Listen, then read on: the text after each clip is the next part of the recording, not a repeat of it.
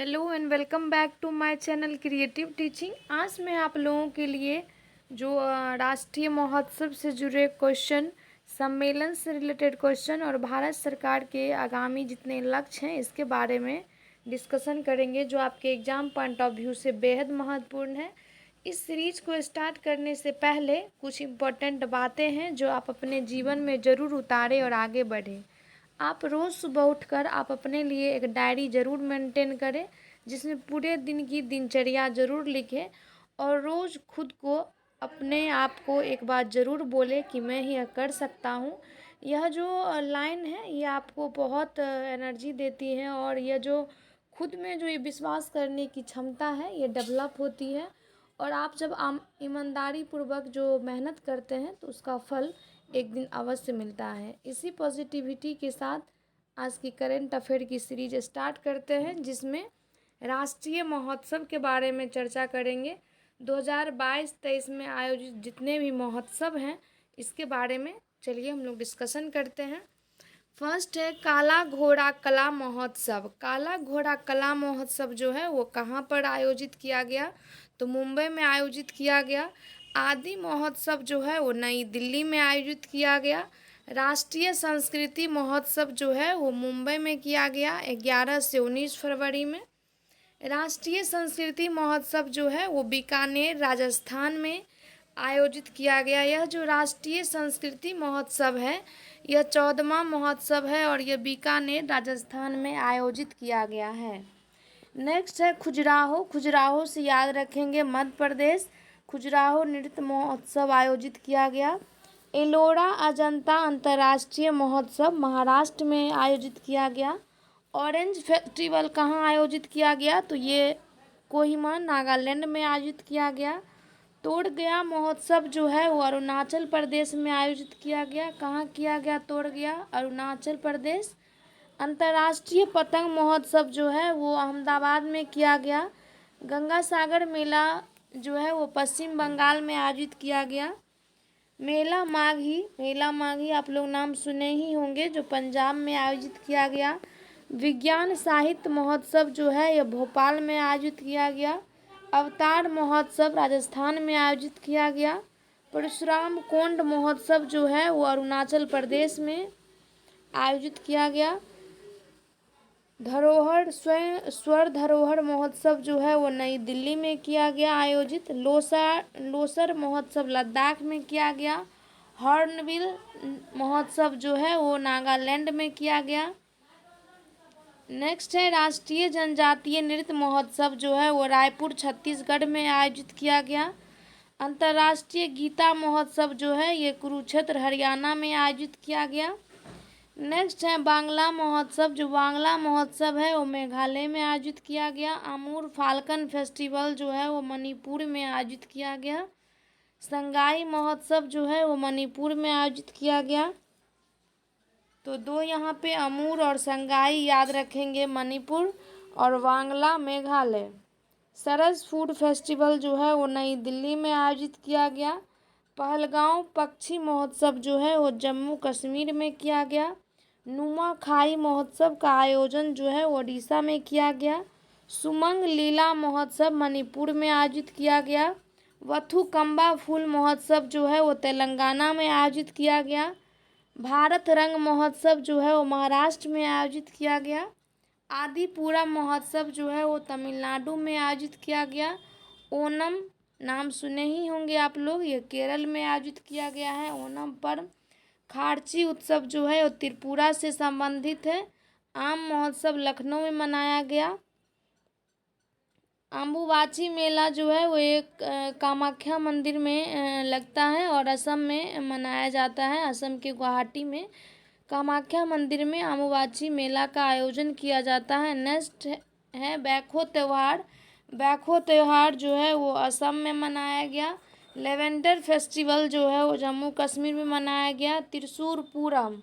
त्रिशूर पूरब केरल को याद रखेंगे। सिरुई लीली महोत्सव मणिपुर में है। सिरुई लीली महोत्सव मणिपुर में आयोजित किया गया। रंगाली बोहाग बिहू जो है वो असम से संबंधित है। बिहू कहीं भी रहेगा तो असम से संबंधित है। माधवपुर मेला जो है वो गुजरात से संबंधित है। सरहुल महोत्सव जो है वो झारखंड से संबंधित है। ये थे टॉप राष्ट्रीय महोत्सव जो आयोजित किए गए हैं। इसे आप ज़रूर या तो नोटबुक में राइट डाउन कर ले या 2-3 बार रिवीजन करें तो आप अच्छे से इसे रिकॉल कर पाएंगे। आप एक जगह जैसे नई दिल्ली लिखे हैं तो नई दिल्ली में कौन कौन सा महोत्सव मनाया गया वो रिकॉल करेंगे। तो नई दिल्ली में जैसे ही हम नाम लेंगे तो नई दिल्ली में आ जाएगा आदि महोत्सव। आदि महोत्सव के बाद स्वर्ण धरोहर मनाया गया था नई दिल्ली में। उसके बाद जो है वो सरस फूड मनाया गया नई दिल्ली में। इस तरह से आप एक बॉक्स टाइप बना के उसमें अच्छे से कलेक्ट कर सकते हैं। ऐसे आपको जल्दी आसानी से लर्न हो पाएगा और ज़्यादा दिनों तक आप लर्न रख सकते हैं। नेक्स्ट है भारत सरकार के आगामी लक्ष्य। भारत सरकार के द्वारा जो लक्ष्य निर्धारित किया गया है इसके बारे में देखेंगे। कालाजार को पूरी तरह समाप्त करने का लक्ष्य जो है वो 2023 तक रखा गया है। WHO ने यह लक्ष्य 2030 तक रखा है। दिल्ली मुंबई एक्सप्रेस वे को पूरा करने का लक्ष्य 2023 तक रखा गया है। उर्वरक क्षेत्र में आत्मनिर्भर बनाने का लक्ष्य 2023 तक रखा गया है। वॉट ग्रेज रूट को 100% विद्युतीकरण करने का जो लक्ष्य 2023 तक है। पूर्वोत्तर के सभी राज्यों की राजधानी को रेल नेटवर्क से जोड़ना 2023 तक का है। कृषि में शून्य डीजल उपयोग तथा नवीनीकरण ऊर्जा के इस्तेमाल का लक्ष्य 2024 तक किया गया है। सबके लिए आवास मुहैया 2024 तक किया गया है। डिजिटल रेडियो लॉन्च का लक्ष्य 2024 तक किया गया है। हर घर नल से जल स्वच्छ जल की आपूर्ति 2024 तक किया गया है। सड़क दुर्घटनाओं से होने वाली मौतों को 50% से कम करने का लक्ष्य दिया गया है 2024 तक। भारतीय अर्थव्यवस्था को $5 ट्रिलियन इकोनॉमी बनाने का लक्ष्य 2024 से 25 तक किया गया है। भारतीय अर्थव्यवस्था को $1 ट्रिलियन डिजिटल इकोनॉमी बनाने का लक्ष्य 2025 तक किया गया है। सभी गांवों में ऑप्टिकल फाइबर बिछाने का लक्ष्य 2025 तक किया गया है। तो 2025 में क्या क्या है तो भारतीय अर्थव्यवस्था को 5 ट्रिलियन, भारतीय अर्थव्यवस्था को 1 ट्रिलियन डिजिटल इकोनॉमी, सभी गांवों में ऑप्टिकल फाइबर बिछाने का लक्ष्य 2025, टीबी मुक्त देश बनाना 2025, पेट्रोल में एथेनॉल को 20% मिश्रित जो करने का लक्ष्य है वो 2025। तो आप एक साइड 2023 लिख लें, 2024 लिख लें और 2025 लिख लें और 25 में जो जो आते हैं उसके की पॉइंट लिखें। इस टाइप के करने से आप को रिवीजन में सुविधा होगी। चलिए 2030 में क्या क्या लक्ष्य रखा गया है तो 100 मीट्रिक टन कोयला गैसीकरण प्राप्त करने का लक्ष्य है। 500 गीगावाट अक्षय ऊर्जा प्राप्त करने का लक्ष्य है 2030 तक। 280 गीगावाट सौर ऊर्जा प्राप्त करने का लक्ष्य है 2030 तक। कुल कार्बन उत्सर्जन में 1 अरब टन की कमी है 2030 तक और भारत से पूर्ण रूप से मलेरिया उन्मूलन है 2030 तक। कुल वाहन में 30% इलेक्ट्रॉनिक वाहन जो है लक्ष्य रखा गया 2030 तक। HIV एड्स को खत्म करने का लक्ष्य 2030 तक रखा गया है। भारतीय रेलवे में नेट जीरो कार्बन एमिशन या ग्रीन रेलवे का लक्ष्य बनाया गया है 2030 तक। तो आप एक चार्ट बना लीजिए बॉक्स टाइप का और उस चार्ट में 2030 लिखकर जितने भी 2030 के हैं यहाँ से शुरू करेंगे कि 100 मीट्रिक टन कोयला, 100 मीट्रिक जो टन है वो कोयला है। फिर 500 गीगावाट अक्षय ऊर्जा लिखेंगे 2030 के अंदर।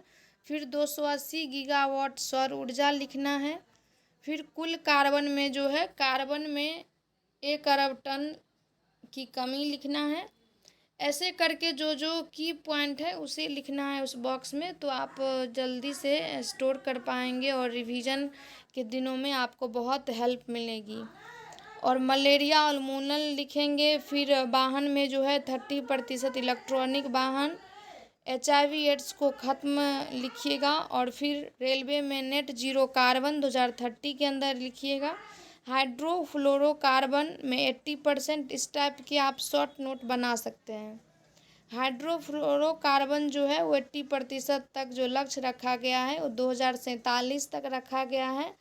भारत को ऊर्जा स्वतंत्र आत्मनिर्भर बनाने का लक्ष्य 2047 तक रखा गया है। पोत निर्माण में आत्मनिर्भरता हासिल करने का लक्ष्य जो है वो 247 रखा गया है। मुंबई शहर में शून्य कार्बन उत्सर्जन का लक्ष्य 2050 तक रखा गया है। और भारत द्वारा नेट जीरो का लक्ष्य 2070 तक रखा गया है। तो 2047 जहाँ लिखेंगे वहाँ पे लिखेंगे हाइड्रोफ्लोरोकार्बन HFC और 80% करके, और कम का साइन दे दीजिएगा, या तो माइनस या तो नीचे की ओर तीर का निशान लगा दीजिएगा। फिर ये मैं आप लोगों को शॉर्ट नोट्स बनाने के तरीके बता रही हूँ जिससे आप शॉर्ट नोट बना सकते हैं। और फिर 2047 में सेकंड लिखिएगा कि ऊर्जा स्वतंत्र मीन्स आत्मनिर्भर।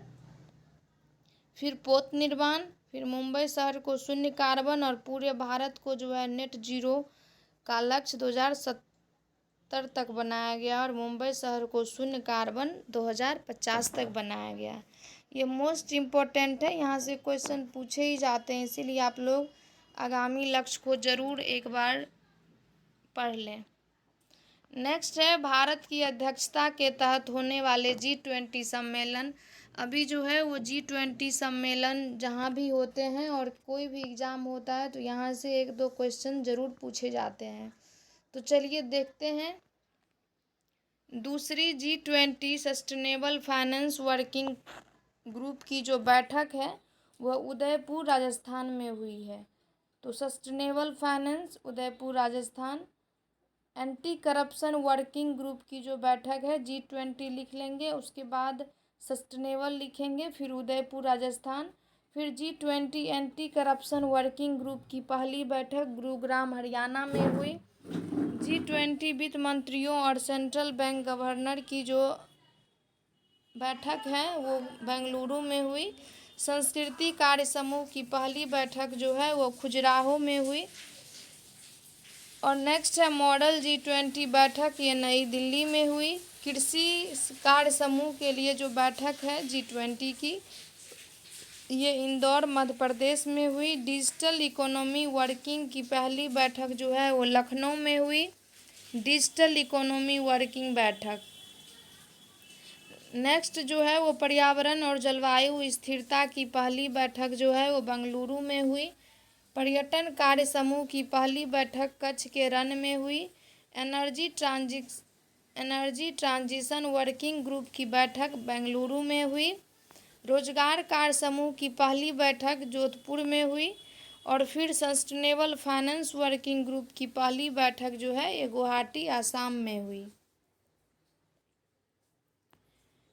फर्स्ट हम लोग क्या देखे थे कि सस्टेनेबल फाइनेंस वर्किंग ग्रुप की दूसरी बैठक है उदयपुर में और पहली है गुवाहाटी में। नेक्स्ट देखेंगे, इसी तरह को रिलेट करके लर्न रखने से आपको चीज़ें अच्छे से लर्न हो पाएगी। नेक्स्ट है एजुकेशन वर्क की ग्रुप की पहली बैठक चेन्नई में हुई। श्रम और रोजगार कार्य समूह की पहली बैठक जोधपुर राजस्थान में हुई। International financial architecture work group की पहली बैठक चंडीगढ़ में हुई। इंफ्रास्ट्रक्चर वर्किंग ग्रुप की जो पहली बैठक है वह पुणे में हुई। स्वास्थ्य कार्य समूह की पहली बैठक तिरुवनंतपुरम में हुई। वित्तीय समावेशन के लिए जो है वो कोलकाता में हुई। और G20 की शेरपा की पहली बैठक उदयपुर राजस्थान में हुई। तो यह जो 3 पेज के नोट्स हैं ये बहुत इम्पोर्टेंट है, जिसमें ये जो है ये G20 का जो सम्मेलन है इसकी अध्यक्षता भारत को मिली है। और इसके तहत होने वाले जितने भी सम्मेलन है और कहाँ कहाँ आयोजित किए जाते हैं और उसका क्या ग्रुप होता है इसके बारे में आपको जानना बेहद ज़रूरी है। और एक है कि भारत के जो आगामी लक्ष्य हैं इसके बारे में जानना, और महोत्सव के बारे में जानना कि किस राज्य में कौन से पर्व, कौन से फेस्टिवल और कौन से महोत्सव का आयोजन किया जाता है, जो आपके एग्ज़ाम पॉइंट ऑफ व्यू से बेहद महत्वपूर्ण है। अगर आप किसी भी एग्ज़ाम की तैयारी करते हैं तो आप करंट अफेयर के लिए इस चैनल से जुड़ सकते हैं। जो इम्पोर्टेंट टॉपिक है और डेली वाइज में करंट अफेयर्स अपलोड होता है, तो आप लोग डेली रूटीन में करंट अफेयर को ज़रूर ऐड करें। किसी भी एग्ज़ाम में 20 to 30 क्वेश्चन करंट अफेयर से ज़रूर पूछे जाते हैं।